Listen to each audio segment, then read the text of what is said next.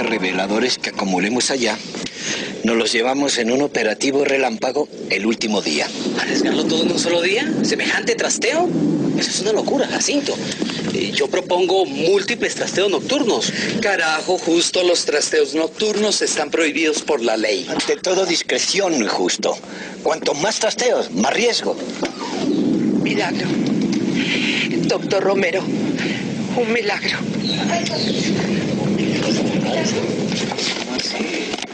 Dios te salve María, llena eres de gracia, el Señor es contigo, bendita tú eres entre todas las mujeres y bendito es el fruto de tu vientre Jesús. Santa María, Madre de Dios, ruega por nosotros pecadores, ahora y en la hora de nuestra muerte. Amén. Dios te salve María, llena eres de gracia, el Señor es contigo, bendita tú eres entre todas las mujeres y bendito es el fruto de tu vientre Jesús. Santa María, Madre. ¿Y qué pasó? Dios te salve María, llena eres de gracia, el Señor es contigo, bendita tú eres entre todas las mujeres. ¿Alguna idea? Y bendito es el fruto de tu vientre Jesús. No, ninguna. Solo que si se nos convierte la casa en un sitio de peregrinación, nos vamos todos para el carajo. Eso es solo una mancha, nada más tu humedad. Nada de eso. Este es un mensaje para mí y está muy claro. Mi Dios me manda a su Santísima Madre para contestar una pregunta. El Señor no quiere que yo me vaya de esta casa. Misiatrina, yo quisiera recomendar la mayor discreción. Este fenómeno, así como las cosas que tienen que ver con nuestro plan, deben quedar entre nosotros. Nadie debe saberlo por ahora. Pero yo tengo que decírselo a mi confesor. Seguirá siendo un secreto. Bueno, no sé más qué decir. Está bien. Cuénteselo al fraile. De rodillas.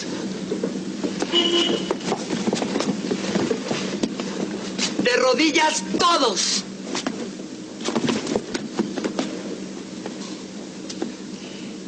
Madre mía, que estás en los cielos.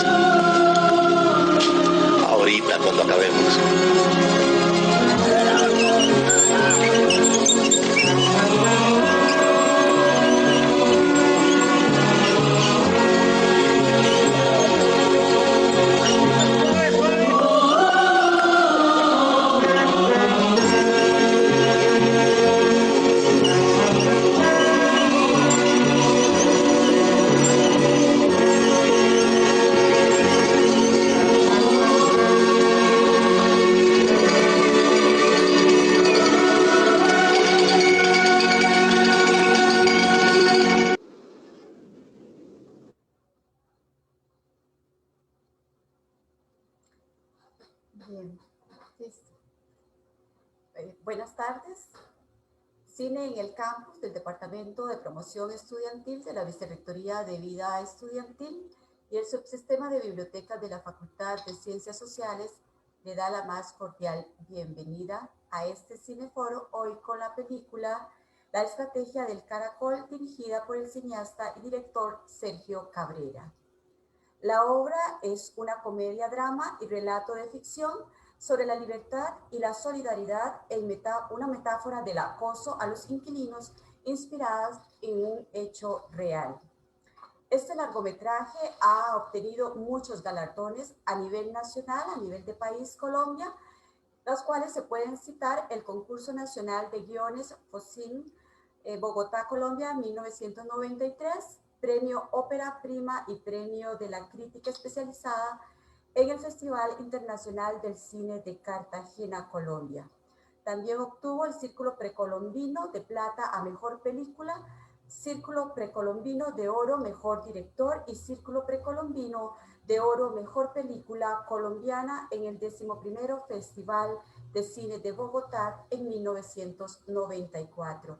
Dentro de los premios a nivel internacional ha obtenido el Premio del Público en el 11º Festival Latino en Chicago, Estados Unidos, en el año de 1995, nominación a la Mejor Película Extranjera de Habla Hispana en el 9º Premio Goya en España, Premio OSIC en el Festival Internacional de Cine de Berlín, el Premio de la Crítica Federación Internacional de Prensa Cinematográfica en el Festival Internacional de Cine en Portugal en 1994, solamente para citar algunos. En esta tarde tenemos como invitado especial al señor Luis Diego Salas Ocampo, académico e investigador de la Escuela de Relaciones Internacionales. Posee una mención como catedrático de la Universidad Nacional. Es sociólogo y administrador de negocios. Actualmente coordina el programa de innovación metodológica, participación estudiantil y gestión del conocimiento de la Escuela de Relaciones Internacionales. Exconsultor del Sistema de Naciones Unidas en agencias como ILANUD, PNUD y UNICEF. Sin más preámbulo, le doy la palabra al profesor Salas Ocampos y muchas gracias por acompañarnos. Muchas gracias y buenas tardes. Primero quisiera agradecer a Cine en el Campus, al subsistema de bibliotecas y pues a todas las personas que han hecho esta actividad posible, actividad que además es tremendamente importante porque hace que los aficionados del cine puedan tener espacios dentro de la universidad, aún en contextos de pandemia, pues para poder beneficiarse de este séptimo arte. Además que me dan la posibilidad de hablar de una de mis películas preferidas, que además de que tiene muchos premios, permite hacer varias reflexiones, a pesar de que es una película que tiene poco más de 26 años, poco más,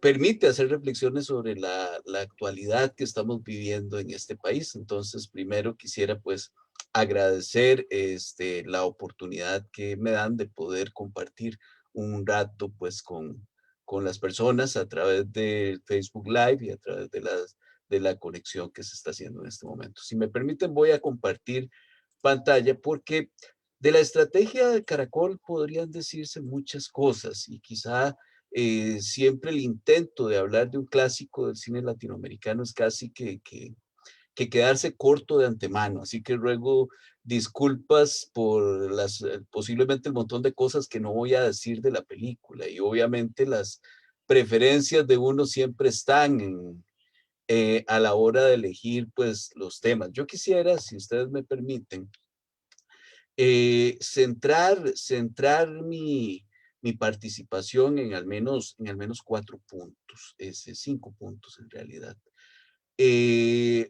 Primero, hacer un breve, muy breve antecedente de lo que es el cine colombiano en los 90s y por qué es importante esta película que queda exactamente como en 2 puntos, en una línea de transición en el tiempo. Luego, que para mí son los dos temas más importantes de la película, centrarme un poquito en la tensión que existe y que expresa la película en términos de la relación legalidad-justicia, que aunque pareciera que es lo mismo, no necesariamente es lo mismo. Cómo la planificación es medular y también cómo la planificación expresa visiones de mundo y además la importancia del ingenio para proyectar futuro. Eso es más o menos pues lo que me gustaría, en lo que me gustaría centrarme. Espero no aburrirlos mucho y pues luego la idea sería que podamos tener pues algún comentario, alguna participación en este sentido. Es muy importante entender que en el caso del cine en América Latina, el cine de los 90 va a reflejar un conjunto de cambios importantes. Antes de los 90, el cine de los 80 en América Latina y de los 70 tuvieron como fondo temático lo relacionado con la función social del cine y usualmente con una perspectiva más de corte izquierda o corte revolucionaria. Esta película como tal es muy curiosa porque nace de un proceso, digamos, de una noticia que se da efectivamente en Bogotá en 1975, donde en cuestión de 12 horas, en una calle que hoy es denominada calle El Bronx en Bogotá, Colombia, en 12 horas desmantelan una casa abandonada. Y es que para entender esto, pues hay que irse un poquito atrás en la historia, a los 40, donde se presenta lo que se llama el Bogotazo. El Bogotazo fue básicamente un problema de corte militar que lleva las armas y que hacen que las casas del centro, que eran ocupadas por familias de cierto abolengo, empiecen a ser abandonadas. En este proceso de abandono, empieza a venir gente de diferentes partes del país y empiezan a ocupar esas casas, ¿verdad? Entonces, al ocupar esas casas, lo que se da es que esas casas y la casa Uribe, que es la que señala la película, al igual que su vecina, la pajarera, empiezan a llenarse de una gran diversidad de personajes que estaban tratando de posicionarse en Bogotá. De hecho, en la película misma, en algún momento, Honorio Mosquera le dirá al doctor Holguín que todo este problema empezó con la muerte de Jorge Eliezer Gaitán, que es uno de los personajes importantes que dio parte de esto que se llamó el Bogotazo. Y es muy interesante porque este fenómeno que Colombia vivió en los 40 es lo que de alguna manera ha sucedido en nuestro Valle Central, aquí en San José, con todo lo que tiene que ver con la aparición de las cuarterías. Eso sí, no casas tan bonitas como eventualmente era la Casa Uribe, ¿verdad? Pero estamos viviendo un fenómeno parecido, ¿verdad? La ocupación por parte de figuras de cuartería de nuestro Valle Central. Entonces, esta película tiene como elemento interesante el hecho de que primero presenta un corte, pero a la vez una continuidad de lo que es el cine social latinoamericano de los 70s y de los 80s. Esta es una película del 93, pero es una película del 93 fundamentalmente porque se quedaron sin dinero para hacerla, porque el principal espacio que financiaba el cine colombiano, pues queda técnicamente en quiebra. Pero esto permite visualizar la aparición de un conjunto de directores tremendamente interesantes, como será uno de ellos, Sergio Cabrera, que empiezan a explorar creativamente más allá de la lectura únicamente revolucionaria, ¿verdad? Y ojo que en la película esta lectura revolucionaria sí la logramos encontrar, pero matizada con un conjunto de temáticas muy interesante. En mi particular opinión, esta película, junto con La Vendedora de Flores de Víctor Gaviria, constituyen para mí las dos películas más importantes de este periodo de transición del cine colombiano. Y de hecho, algunos han llegado a hablar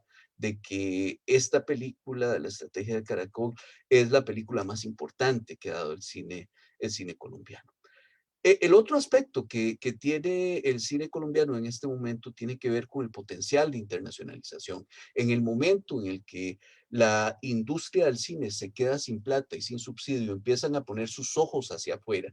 Y de hecho, Sergio Cabrera será una figura muy interesante del cine colombiano, fundamentalmente porque él hace muchos contactos en Europa porque había estudiado en Inglaterra. Y el otro tema que me parece a mí tremendamente interesante en el marco de la película tiene que ver con cómo se expresa la tensión entre los radicalismos de derecha y de izquierda para el caso colombianos, particularmente en los 90, en el 91 empieza un proceso de desmovilización, pero aquí está planteado, digamos, en el contexto todo el tema de los radicalismos y además el tema del narcotráfico como un actor que aparece en la escena política colombiana. Entender esta película pasa por tratar de entender a su director, que es Sergio Cabrera, y es una figura tremendamente interesante. Sergio Cabrera, es una figura que es hijo de un exiliado político que en la película aparecerá y es el actor que hace el papel de Jacinto, se llama Fausto Cabrera. Y, y su personalidad es tremendamente interesante, ¿verdad? Porque siendo hijo de un exiliado político español, que tal y como aparece en la figura de Jacinto, tiene que huir porque pertenecía a uno de los sindicatos que tuvo una alianza importante con las corrientes anárquicas cuando los anarquistas vieron que era necesaria una figura organizacional para poder imponer o poner su agenda. Esta gente tiene que emigrar de España, llegan a Colombia, pero posteriormente se van hacia China. Entonces, Sergio Cabrera pasa buena parte de su adolescencia y su vida adulta en China, inspirado por las ideas de Mao Zedong. Esto será muy importante y se refleja en el cine y sobre todo en la propuesta de que la estrategia sea una estrategia participativa. Y veremos más adelante que incluso en el caso del director hay un personaje que recrea lo que el director pensaba de lo que estaba ocurriendo en la película. Y también es tremendamente interesante porque algunas personas han dicho que Cabrera estuvo vinculado al Ejército Popular de Liberación en Colombia. Y entonces estamos hablando de una figura que no solamente tenía pretensiones estéticas, sino políticas, ¿verdad? Aunque al decir de los conocedores, pues se desvincula de todo movimiento político. Entonces, la película expresa, digamos, este conjunto de ideas y de experiencias vitales del actor que no necesariamente son fáciles de conciliar, ¿verdad?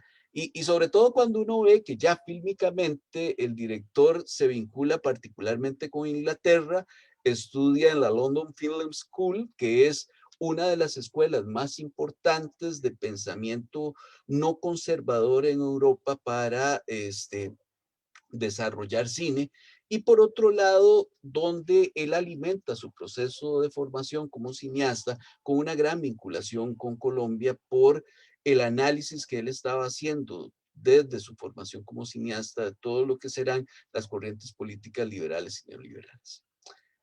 Entonces, además esta película llama la atención porque está dedicada a, a Silvia Duzán.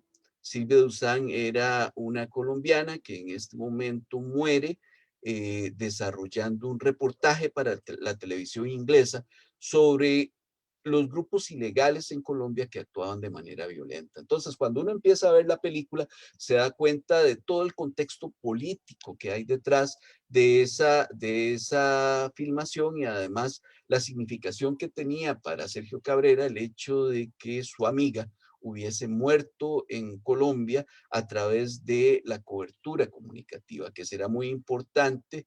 En ese sentido, el personaje de José Antonio Samper Pupó, que es interpretado por Carlos Vives, en términos de ese vínculo con la comunicación. La idea de hacer esta película nace en 1975, como les decía, y nace por un hecho que se da en la calle Cartucho, que es esta que podemos ver aquí en la ayuda visual. Una casona de esas viejas desaparece en cuestión de 12 horas, nadie se da cuenta cómo desapareció, pero desapareció exactamente y tal como vemos en la película, toda la estructura de la casa en cuestión de 12 horas, cosa que es bien interesante. Entonces, entendiendo ya, digamos, este panorama, uno puede visualizar que la riqueza, la gran riqueza de esta película tiene que ver con cómo los personajes tienen cada rol y cómo esos roles podemos reflejarlos y verlos reflejados hoy en nuestras sociedades latinoamericanas. Y entonces, una de las primeras ideas que aparece en la película tiene que ver con esta tensión, legalidad y justicia. En este caso, en la figura de el perro Romero, que es interpretado por uno de los actores más importantes del cine colombiano, como lo es Frank Ramírez, y la figura de Víctor Honorio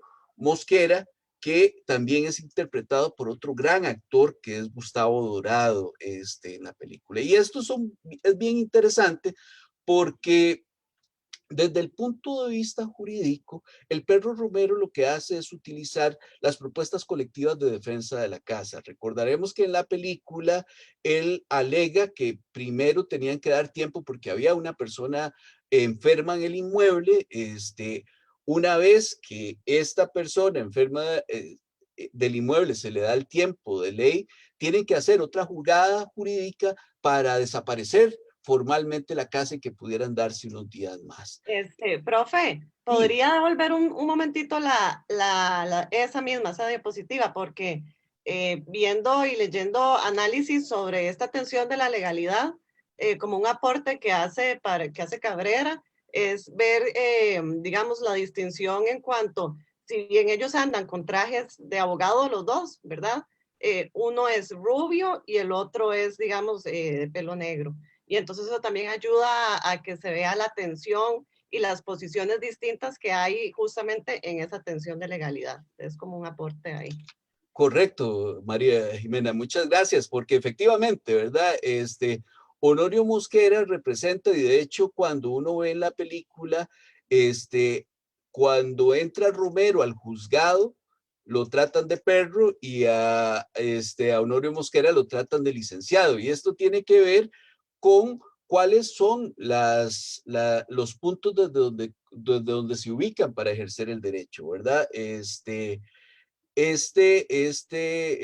Romero, desde una propuesta colectiva que reflejará también toda la ideología que está de fondo, anarcosindical, y por otro lado de Honorio Mosquera, que representa el derecho de uno de esos propietarios que se da luego del Bogotazo, donde habían pasado muchos años y cuando la situación se calma un poco, sus dueños empiezan a reaparecer y a reclamar las casas que ya estaban ocupadas por muchos años y donde se corría el riesgo, que también vemos en la película, de ejercer el derecho de posesión, que es decir, el derecho que tiene una persona que ha ocupado durante muchos años el inmueble de hacerlo suyo por la vía de la ocupación de larga data, ¿verdad? Y entonces es muy interesante porque aunque el objeto de discusión es la Casa Uribe, las motivaciones jurídicas para defender una u otra posición son completamente distintas. Y esto nos da dos figuras del intelectual. Por un lado, un intelectual que estaría más representado por el perro Romero, que tiene que ver con la idea de Gramsci, del intelectual orgánico, o sea, la idea de que los sectores más pobres producen sus intelectuales y que esos intelectuales al final tendrán una conciencia de clase, y aquella idea también del intelectual más al servicio, que es la idea un poco más marxista, más al servicio de las clases dominantes que manejan la superestructura para perpetuar las relaciones de poder. Entonces es bien interesante esta idea porque desencadenará un proceso interesante de negociación y de discusión a lo interno de la casa, un Profe, proceso. perdón que lo vuelva a interrumpir, pero es que esa imagen justamente me parece que también apoya muy bien lo que estamos diciendo, bueno, lo que usted está, su teoría, y es que el abogado arriba está acompañado por una mujer que en este caso sería como una representación del pueblo, ¿verdad? Y Exacto. abajo el abogado, digamos, que es como el que representa la propiedad privada y toda esta otra contraparte, atrás está con una persona que es bueno, que en principio es como del orden, la ley, ¿verdad? O un oficial atrás. Entonces siempre como para demostrar como con quiénes estamos un poco. Exactamente, Jimena. Esa es la idea, ¿verdad? Entonces ahí incluso se dice en la película que se le niega la condición de abogado a Romero porque no había terminado unos cursos y entonces él hace un razonamiento interesante. O sea, yo no seré abogado, pero pienso como abogado y razono como abogado. Por defecto soy abogado. Mientras que Honorio Mosquera utiliza todos los procesos que tiene a su haber para poder hacer perpetuar los intereses del doctor Holguín, ¿verdad?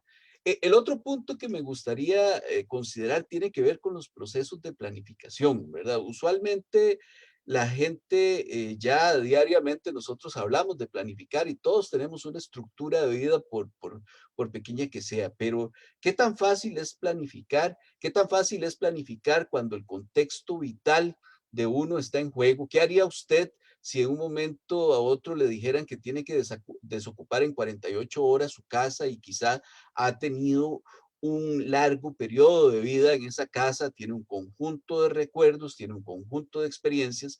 Entonces, el proceso de liderazgo que se expresa en la película a partir de la planificación es bien interesante. Y lo primero que vemos en la película es que hay un detonador para que la gente empiece a creerle a Jacinto, y es la muerte de Lázaro. Y la muerte de Lázaro es bien interesante porque la promesa que le hace la esposa es que él iba a morir en esa casa. Entonces uno podría decir, bueno, pero ¿por qué se iban a trasladar la casa en la estrategia del caracol? ¿Por qué ella le pega un disparo? Y básicamente porque ahí hay una cosmovisión, una idea fundamental de lo que es la casa en términos de identidad. La casa no son las cuatro paredes, son todas las relaciones que se construyen alrededor de esas cuatro paredes, ¿verdad? Entonces, Jacinto aquí se presenta como el estratega, un estratega además que es muy poco convencional.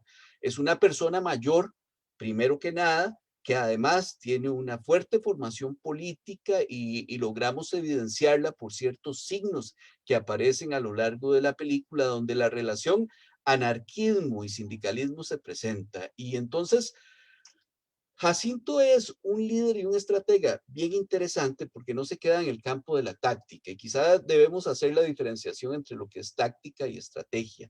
La táctica son un conjunto de acciones puntuales que permiten el logro de un objetivo de corto plazo. La estrategia será el ordenamiento de ese conjunto de disposiciones tácticas para alcanzar un objetivo de largo plazo. Y aquí lo vemos muy bien en la película porque el objetivo fundamental era hacerse con la casa y hacerse con la casa de una manera legalmente justificable. Es decir, sin tener que violar una ley, poder hacerse con un recurso que ya desde una interpretación jurídica les pertenecía a los pobladores de la casa. Entonces, aquí se evidencia una visión muy interesante de lo que es el marco de un hogar en el contexto de una comunidad y una comunidad urbana que, como les decía en ese momento, pues está muy, muy influenciada por lo que serán las corrientes de ocupación de la ciudad de Bogotá. Este es un personaje que a mí me encanta de la película y Sergio Cabrera ha dicho que es su alter ego, es decir, que él es el que lo representa a él y todos los rollos que él se hacía mientras la película se formaba, que es el personaje de Jacinto. O sea, Jacinto uno podría decir en buen tico que es la figura del líder que planifica de la forma más chambona posible. O sea, si nosotros lo recordamos en la película, es el que dice que hay que hacer los trasteos o las pasadas nocturnas, poquitas y ojalá un montón para que al final no se complicara todo, con el riesgo de que los vieran la policía y como las pasadas nocturnas estaban prohibidas, que se cayeran toda la estrategia. Es una figura que no tiene una gran visión de lo legal para entender cuál es la discusión que está ocurriendo entre Jacinto y Romero, porque la discusión entre Jacinto y Romero era una discusión de fondo, ¿verdad? No era solamente apostarle a la ley o apostarle a llevarse la casa, sino llevarse la casa haciendo todo lo que se necesitaba desde el punto de vista de la ley. Entonces, este personaje de Justo es muy interesante porque es el personaje que quizá expresa la mayor demagogia de lo que eran los grupos sociales en ese momento. Las estrategias participativas donde todos participaban, pero al final solo unos pocos decidían, mientras una estrategia mucho más pragmática de Jacinto, donde pocos son los que deciden, pero donde todos están vinculados al logro de esa estrategia de largo plazo, ¿verdad? Entonces hay una diferencia ahí importante entre Justo y Jacinto que tiene que ver con el hecho de participar cómo y participar para qué. Y es una discusión que sigue siendo hoy tremendamente interesante para poder entender, por ejemplo, el contexto de la Costa Rica del año 2020, ¿verdad? A propósito de todo lo que ha sucedido este año en el país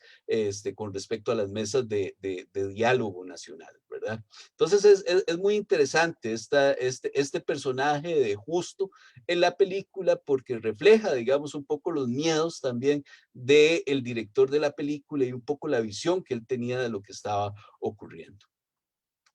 Jacinto es un personaje muy, muy interesante porque refleja este sindicalismo anarco español que venía de la Confederación Nacional del Trabajo, que es una confederación que nació en el primer tercio de los años 20, y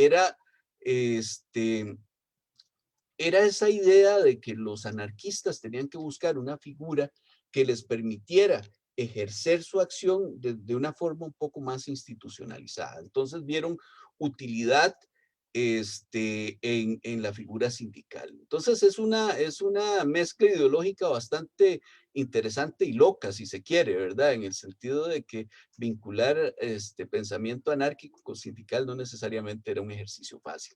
Pero ya propiamente este personaje es muy interesante porque separar a Jacinto del actor de Fausto Cabrera es tremendamente difícil, porque primero es el papá del director y segundo, porque la historia de Jacinto es de alguna forma la historia del padre del director, de Sergio Cabrera. O sea, Fausto Cabrera viene de una tradición militar española y ellos, como ya lo habíamos comentado, tienen que salir del país porque una de las acciones que Franco tomó cuando asume el poder en España fue empezar a perseguir a todos aquellos líderes que habían tenido filiación con los movimientos sindicales y anárquicos. Y entonces, Jacinto es muy interesante porque es la idea de que el fin justifica los medios. Incluso en una de las últimas discusiones, donde ya están prendiendo la mecha para botar las paredes, justo le dice y sigue insistiendo que pudo haberse hecho de forma muy diferente lo que estaban haciendo. Entonces Jacinto cierra con una frase que es increíble. O sea, esta casa va a ser de nosotros o no será de nadie, le dice, ¿verdad? Entonces, este es el tipo de liderazgo que representa Jacinto. Un liderazgo muy creativo, ¿verdad? Porque pensar en una estrategia de desplazamiento de las partes de la casa, incluso utilizando el espacio aéreo de la ciudad de Bogotá, era una cosa inimaginable, ¿verdad? Tal y como lo vemos ahí en la imagen ahorita. La otra cosa que a mí me llama mucho la atención de la película tiene que ver con esto, o sea, con cómo la película nos muestra la necesidad de los acuerdos colectivos para una estrategia. Y aquí se mueven tres puntos fuertes a nivel de las ideas. La idea de la legalidad, representada por el abogado Romero, la idea de la espiritualidad, representada por la que había ocupado más tiempo la casa, como es Trina, y cómo la aparición de esa mancha que donde ella ve la Virgen, hace que el sector más duro y más conservador también se alía de la estrategia. Ella identifica que ha recibido un mensaje divino a partir de que esa figura de la Virgen aparece. Y por otro lado, la acción de Jacinto. Entonces, llama mucho la atención esta propuesta de la película en términos de cómo llevar a cabo una estrategia, porque cuando uno ve la película se da cuenta de que de alguna u otra forma todos los actores ceden en sus posiciones por el logro de un objetivo mayor. Y también logra visualizar cómo, dependiendo del momento en el que se encuentra la ejecución de la estrategia, el tipo de liderazgo cambia. Y eso lo vemos muy claramente cuando secuestran a Romero, lo golpean y Romero pierde la memoria. Como incluso vemos a un Jacinto mucho más formal, que incluso hasta en su vestimenta, ¿verdad? Yendo a negociar el tesoro que habían encontrado casualmente de una de esas casas antiguas que era pieza de oro, y será el mismo Jacinto que después va a buscar la dinamita para dinamitar las paredes de la casa. Entonces, vemos cómo de verdad los acuerdos colectivos en la ejecución de la estrategia y en la elaboración de los procesos de planificación es fundamental. Y lo mismo vemos en la acera del frente, ¿verdad? Vemos a Honorio Mosquera utilizando todos los recursos del doctor Holguín para planear el desahucio de la mejor forma, utilizando las influencias que el manejo económico le daba a lo interno del juzgado y para poder sacar a los inquilinos lo antes posible, cosa que no le funciona y donde marcará la diferencia en mi criterio, porque los inquilinos sí conocían de la ley. Uno se pone a pensar cuántas veces ocurre en el país que el desconocimiento y la falta de asesoría jurídica sobre ciertos campos puede generar que se cometan abusos desde el punto de vista de la legalidad. Y ahí nuevamente vemos la expresión de esa tensión legalidad-justicia. Entonces, ya para terminar, porque ya he agarrado un poco más de tiempo del que me habían dicho, a mí me parece que la película es muy interesante en la forma en la que marca la construcción democrática. Uno visualiza, cuando visualiza la democracia como una conjunción de una comunidad de intereses jurídicos, donde los intereses de los ciudadanos se concilian y se pueden tomar acuerdos colectivos que independientemente de las visiones de mundo que cada actor tenga, hay herramientas para el desarrollo. Uno visualiza cómo la propuesta tiene que ver finalmente con una profundización de la democracia donde el conocimiento es fundamental.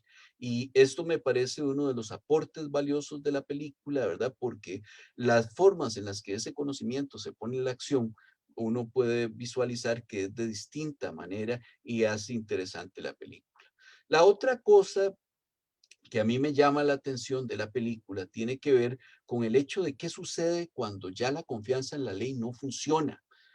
¿Y qué sucede? Y aquí estamos hablando de una película de hace 26 años, pero ¿qué sucede hoy? Cuando ya independientemente de que vivimos en democracias, las personas imponen sus visiones de mundo como la única visión que debe imperar, y entonces la ley deja de funcionar y empiezan a manifestarse otros mecanismos para la resolución de los conflictos, mecanismos que tienen como característica un diálogo confuso.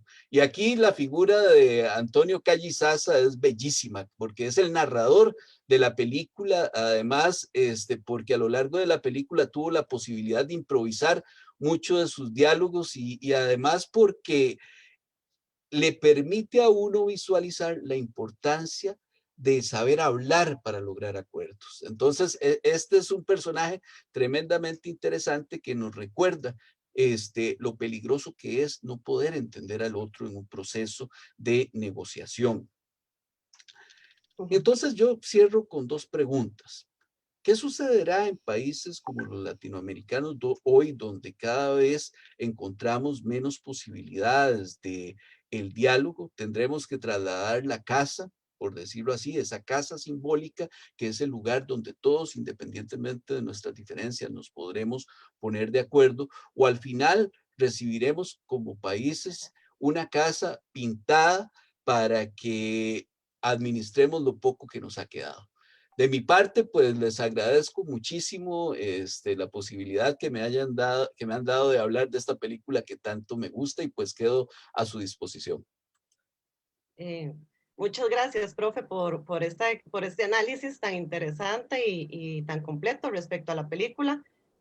Ciertamente es una película que tiene un montón de aristas, ¿verdad? Porque también podemos hablar sobre, esta película tiene un poco de realismo mágico, también habla sobre, bueno, la sexualidad y la diversidad, siendo una película, como usted bien me lo menciona, de hace casi 30 años ya. Igual hay un personaje con sexualidad diversa, que se trata de una manera muy, muy normal, ¿verdad? No es como, no desde se trata como de un lado cotidiano.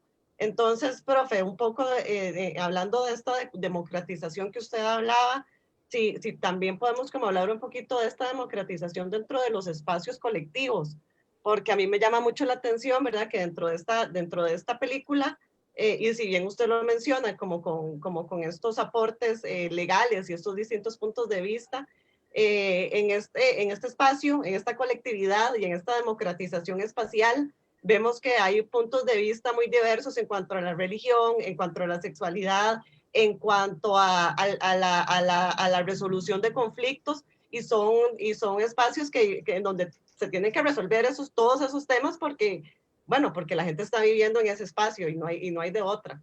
Ujú, ujú.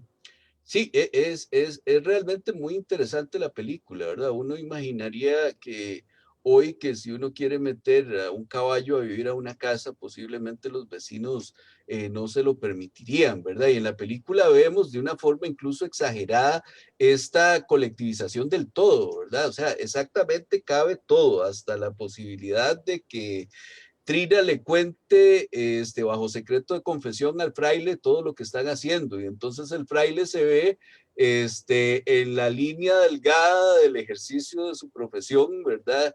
Y del secreto de confesión con respecto a la voluntad popular.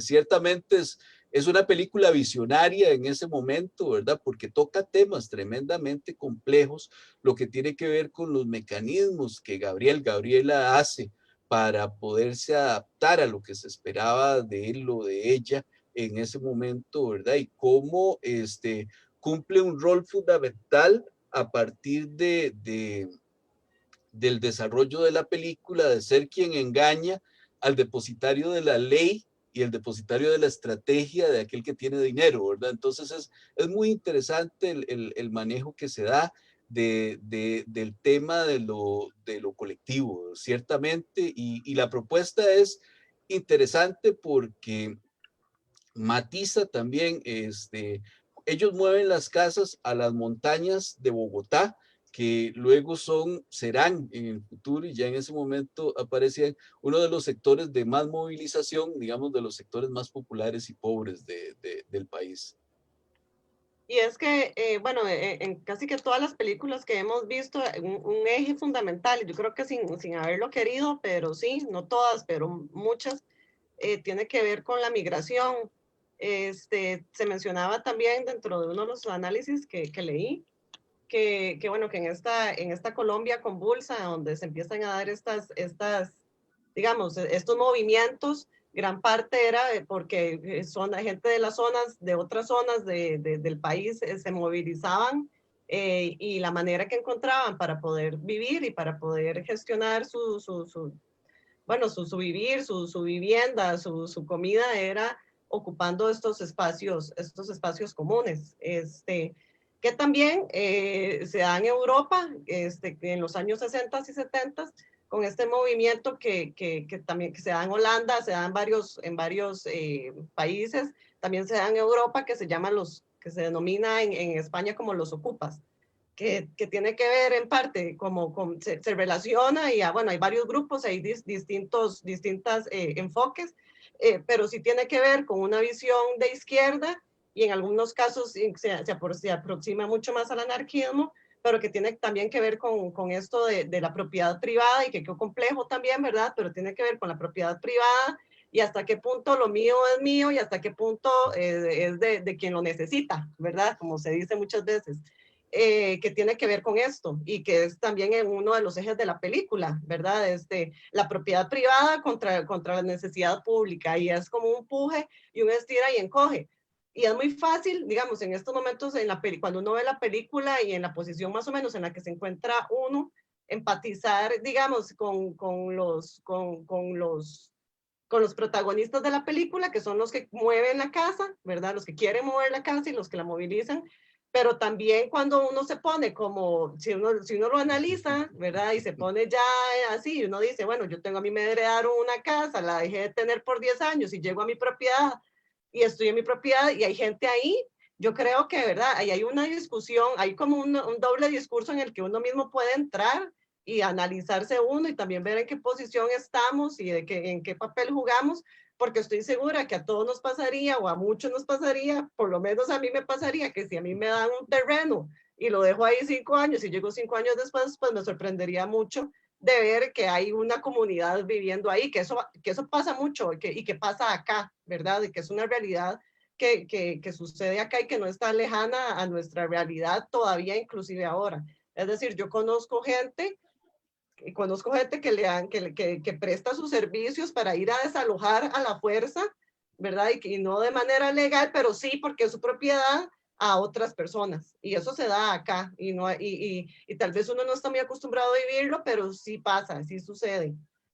Otra cosa, profe, que usted mencionaba también es como lo de las cuarterías. Pero las cuarterías a mí me parece que sí tienen como la diferencia en que las cuarterías la gente paga, sí, aunque sea un poco, pero paga un alquiler, es decir, hay un propietario como de ese bien que no es común, es decir, se comparte, pero hay alguien ahí que lo administra y que recibe dinero. En este caso de las ocupas o de estos movimientos sociales que sucedieron en Colombia con como el Bogotazo ¿verdad? ¿Cómo es que se llama, profe? Correcto. Ahí era diferente porque es ocupar propiedad privada, digámoslo así, en el bien público. Y entonces creo que es un tema legal y moral en el que todos en algún momento, si nos viéramos enfrentados a él, pues sería complejo. También en este momento en el que vivimos del capital, ¿verdad? Ujú, ujú.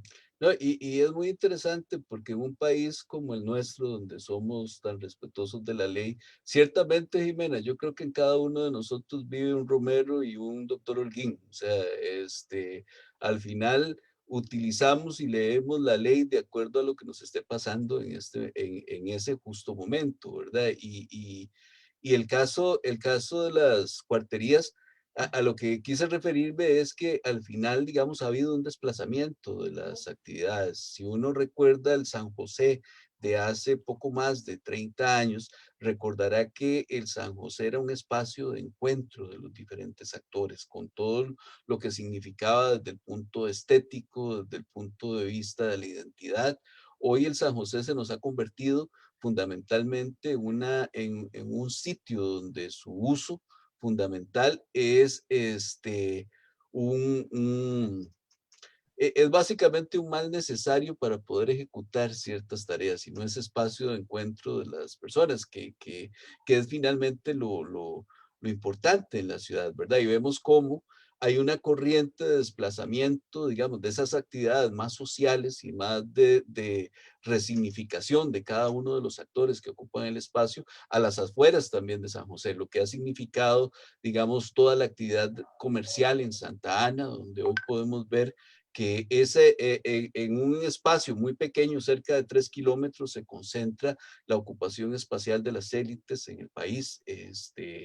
Y vemos cómo también hay un desplazamiento más hacia el sur de los sectores, digamos, más pobres. Entonces también vemos esa reconfiguración del espacio, ¿verdad? En términos del desarrollo de los grupos sociales, y cosa que es importante, muy ligado a lo que usted decía del fenómeno de la migración. O sea, si nosotros hiciéramos con la Municipalidad de San José un análisis de quién vive en el centro de la ciudad, casi que uno puede vaticinar, ¿verdad?, que es una alta proporción de población migrante que está ahí, porque los alquileres no son tan baratos, pero les permiten un sentido de oportunidad para utilizar el espacio y poder estar en trabajos que eventualmente no podrían desarrollar si no están en el centro.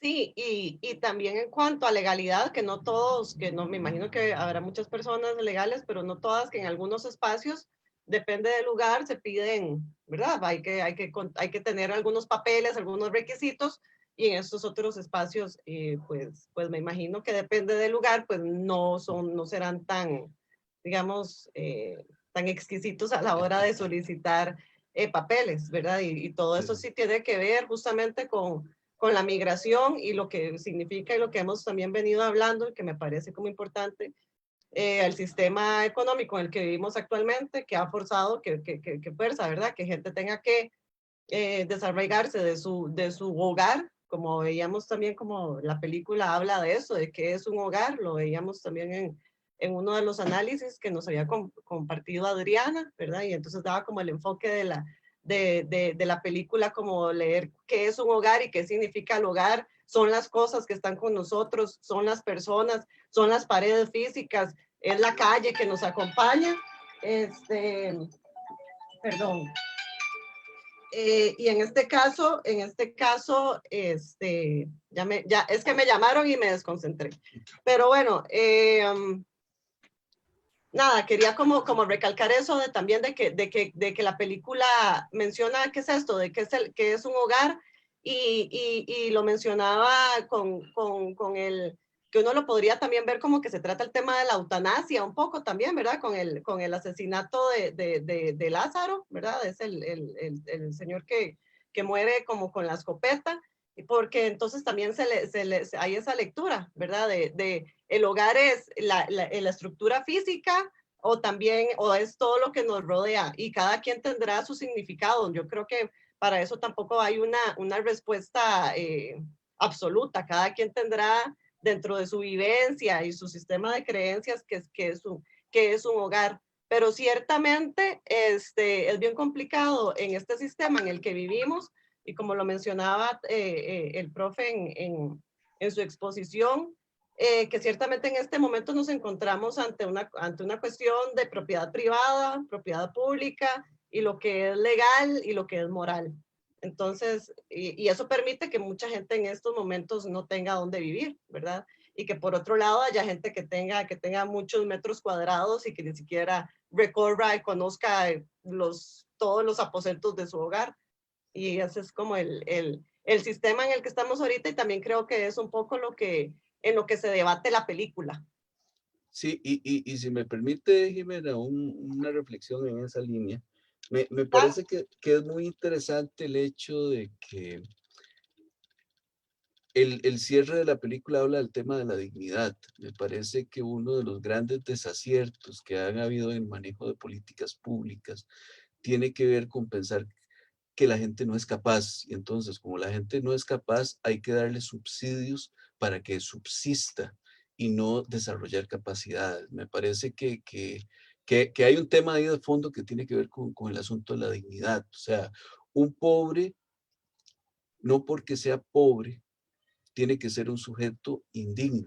Más bien, la forma de eliminar pobreza es finalmente dándole las herramientas para que esta persona que es pobre, que tiene capacidades, talentos y habilidades, pueda desarrollarlos. Y me parece que hay una postura con respecto a las políticas de focalización de la pobreza, que son las políticas que hemos venido viendo a lo largo de mucho tiempo en América Latina, ¿verdad? Pero que hay todo un tema ahí planteado desde el punto de vista teórico. Es mucho más rentable y más fácil de administrar para un Estado dar subsidios que desarrollar capacidades, porque desarrollar capacidades implica un proceso de largo plazo, ¿verdad?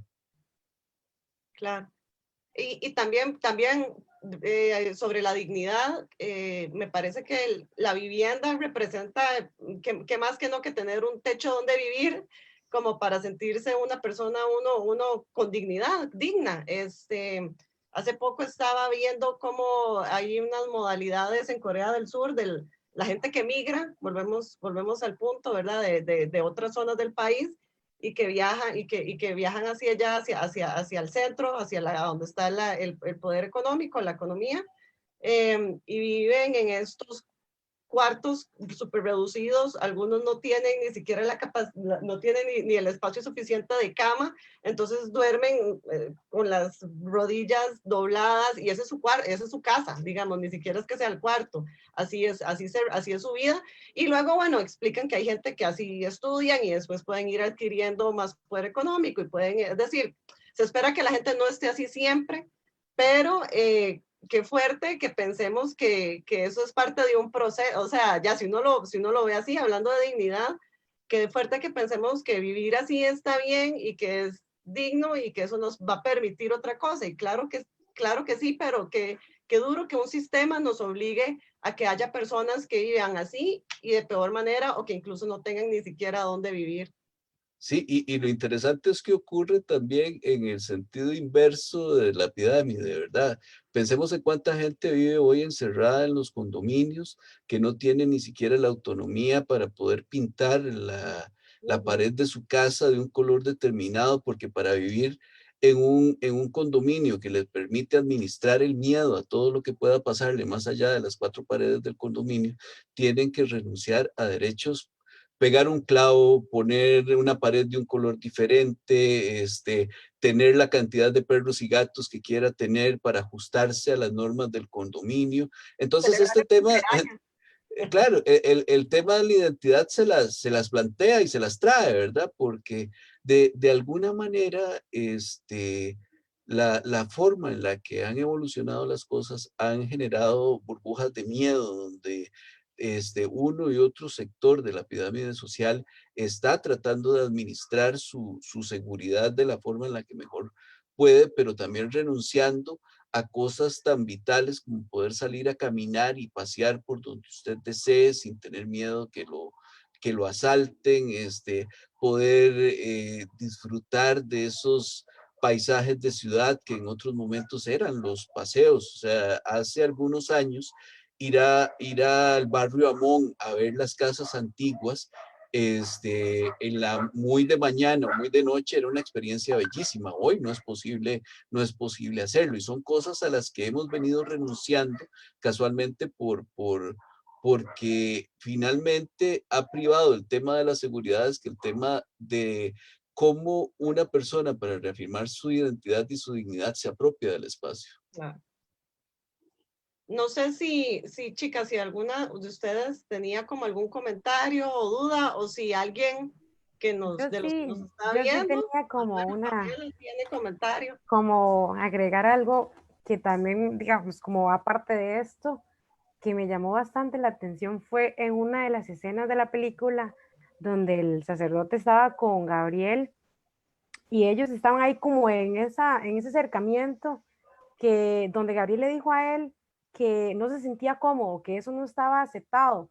Entonces, la frase, digamos, me impactó bastante cuando el sacerdote dijo, yo soy el que perdona los pecados. Entonces, en esa parte, él juega un rol como del que le da ese valor de aceptación a las cosas. ¿Por qué? Porque yo soy el sacerdote y si usted es como en este lado de la divinidad, en el que se rige por las leyes de la divinidad, entonces al yo ser como el que rige esas leyes, yo soy el que le doy ese valor de aceptación a sus acciones.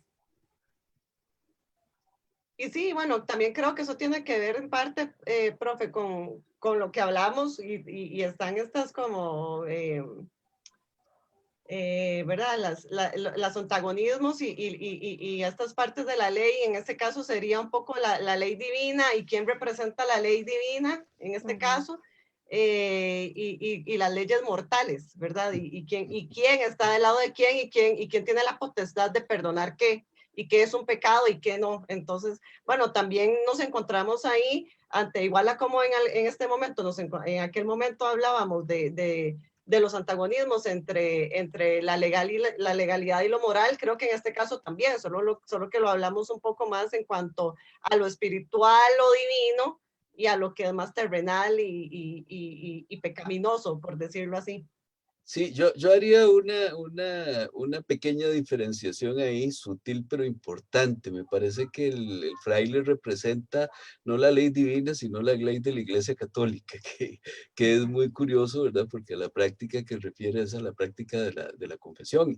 Y ciertamente uno puede ver, digamos, por el tipo de ropa que anda el fraile, que no es un fraile dominico, posiblemente es un franciscano, que dentro de la parte de la iglesia es aquel que tiene un mayor contacto con el lado pobre, o sea, es la visión desde el punto de vista de la iglesia que comulga con la pobreza de Cristo como tal, ¿verdad? Entonces es muy interesante porque sí, ya desde ese momento la película planteaba temas que hoy son parte de la agenda pública global, ¿verdad? Como ya hemos podido ver todo lo referido a la discusión de si los estados deben tener religiones o si no deben tener religiones, cuáles son las consecuencias en términos de poder de que un estado tenga religión o no. Sí, los estados laicos, que en este momento nosotros somos uno de los pocos, si no me equivoco, que por lo menos en esta región seguimos teniendo a la religión católica como nuestra religión oficial, ¿verdad? Todavía. Y es como alguna lucha que muchos sectores dan y algunos defienden, ¿verdad? Y algunos defenderán también. No sé, compañeras, si alguna tenía alguna otra reflexión o si en alguna de las redes teníamos alguna reflexión, comentario o algo que quisieran leer. ¿Me dicen? No. Ok, entonces damos por finalizada la actividad de parte de Cine en el Campus del Departamento de Promoción Estudiantil y del Subsistema de Bibliotecas de la Facultad de Ciencias Sociales. Les agradecemos una vez más su compañía, ya sea aquí en vivo, conectados a las 4 p.m. Por Zoom o en nuestras redes, o bien por diferido, lo pueden ver y compartir. Y también, bueno, agradecemos a los profesores que nos acompañan esta vez, al académico Luis Diego Salas, académico de la Escuela de Relaciones Internacionales, que hoy nos acompañó con su conocimiento para explicarnos y adentrarnos un poquito más en esta película tan interesante, La Estrategia del Caracol, de Sergio Cabrera, de 1993. Y bueno, la otra semana ya cerramos nuestras actividades, nuestros foros. Y la otra semana, mañana vamos a habilitar el link en el Linktree. Nosotros tenemos un enlace en un sitio web y ahí pueden ver nuestras sugerencias de películas. Mañana habilitamos la película que se llama La Niebla de la Paz y la otra semana a las 4 p.m. Entonces nos podrán acompañar igual, ya sea por el enlace del Zoom, que pronto estaremos publicando, y si no por nuestras redes de las bibliotecas o del Cine en el Campus, y podrán acompañarnos entonces con el Cineforo, que la otra semana va a estar moderando Pamela, que es nuestra asistente de Cine en el Campus. Entonces, de verdad, les agradecemos la compañía el día de hoy, y de nuevo gracias al profe Luis Diego Salas y a las compañeras del Subsistema de Bibliotecas. Muchas gracias y que pasen muy bonita tarde. Buenas tardes, hasta luego. Muchas gracias. Buenas tardes, hasta luego. Buenas tardes.